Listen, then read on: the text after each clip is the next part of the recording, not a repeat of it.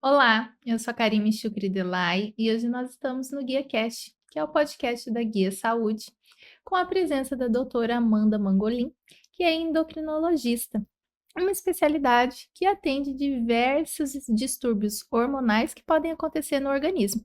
E hoje a gente vai falar alguns deles, como por exemplo, a síndrome de ovário policístico, síndrome de Hashimoto, e entre outras doenças que são tão importantes e que a doutora vai esclarecer as dúvidas e contar um pouco para nós da sua trajetória. Doutora Amanda, muito obrigada por ter aceitado o nosso convite. É uma grande honra te receber aqui e poder conversar sobre tantos assuntos. Imagina, obrigada eu pelo convite e pela oportunidade de falar sobre doenças tão importantes e tão prevalentes na população brasileira e mundial. E doutora, antes da gente começar falando sobre essas doenças, eu gostaria que você compartilhasse um pouco da sua história conosco. Então, como que foi a Uhum. sua trajetória, né? Teve alguém que te inspirou? Como que foi?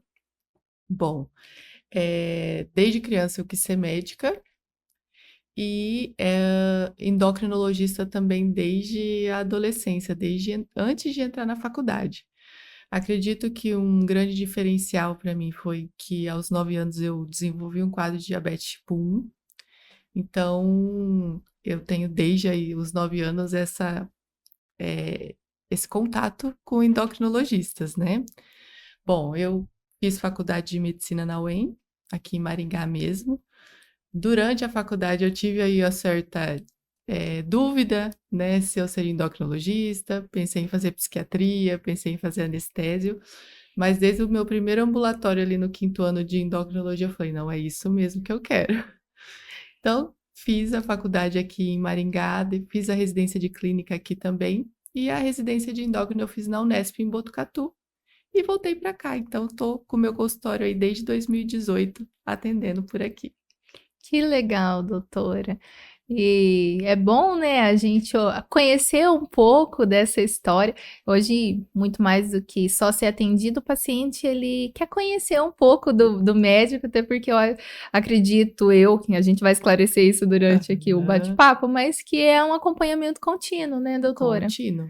É muito raro eu dar alta para algum paciente, né. Então, a maioria das doenças endocrinológicas são doenças crônicas que a gente tem que Uhum. fazer um acompanhamento.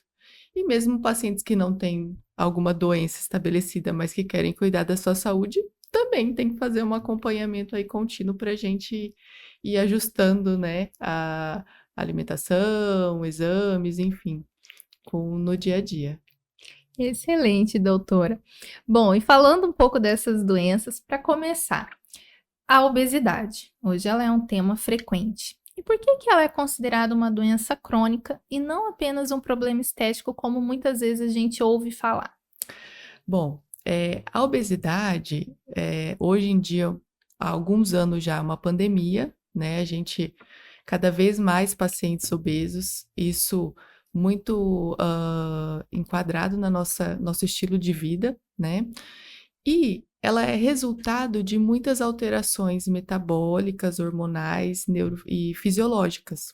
Então, deve conhecer alguém que come um monte, come errado, não faz exercício e não tem obesidade, né. Por quê? Ela não tem uma predisposição a desenvolver essa doença.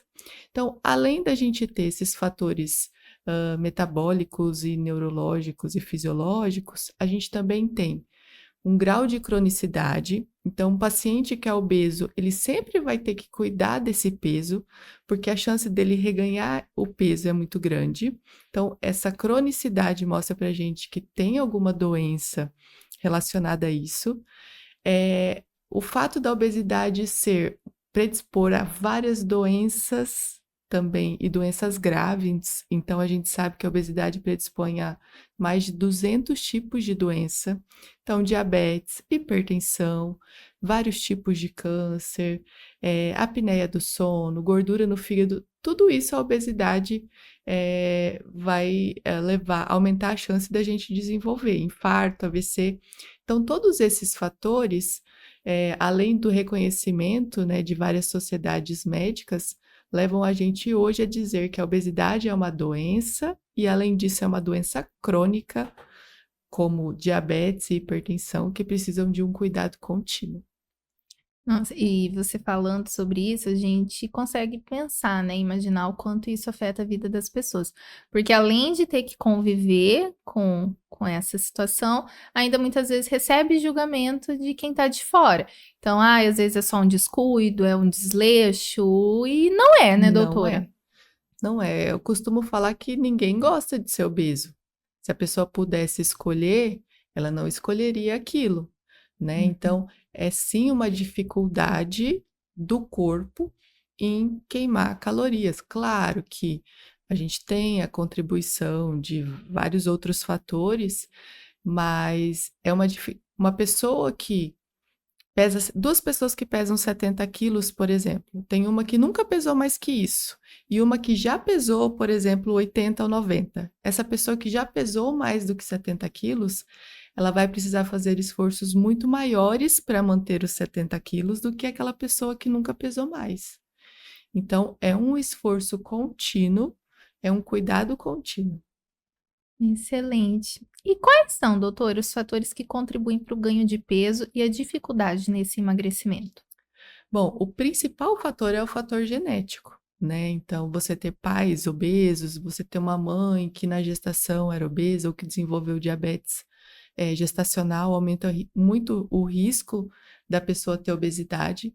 Então, a gente fala assim que em torno de 70% é genética que vai te levar a ter um metabolismo mais lento, ter uma fome maior, ter uma desregulação nos hormônios aí que controlam fome e saciedade.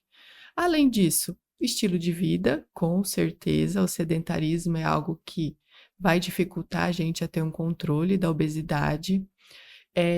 Alimentos ultraprocessados ou alimentos com muita carga de calorias, então hoje em dia a gente tem alimentos com muito açúcar, com muito carboidrato. Isso também, o tipo de alimentação, né? Não adianta eu comer pouco. O importante é o que eu tô comendo, né? Às vezes eu posso até comer um pouco mais, desde que aquela minha alimentação seja uma alimentação saudável. O estresse, que vai aumentar níveis de cortisol, e isso vai levar a um maior acúmulo, né, de gordura visceral, depressão, ansiedade, que também podem